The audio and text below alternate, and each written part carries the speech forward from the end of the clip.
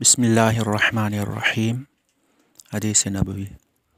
حضرت علی رضی اللہ عنہ بیان کرتے ہیں، حضرت خدیجہ رضی اللہ عنہا نے نبی صلی اللہ علیہ وسلم سے زمانہ جاہلیت میں وفات پانے والے اپنے 2 بچوں کے بارے میں دریافت کیا تو رسول اللہ صلی اللہ علیہ وسلم نے فرمایا وہ جہنم میں ہے۔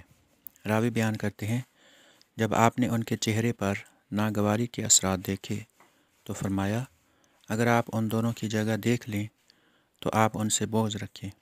انہوں نے عرض کیا اللہ کے رسول، آپ سے جو میری اولاد پیدا ہوئی ہے، آپ صلی اللہ علیہ وسلم نے فرمایا جنت میں۔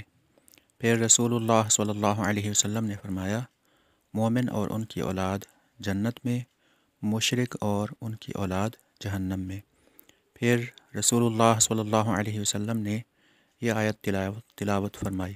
ترجمہ: اور جو لوگ ایمان لائے اور ان کی اولاد نے ایمان لانے میں ان کی پیروی کی تو ہم ان کی اولاد کو بھی ان کے ساتھ ملا دیں گے۔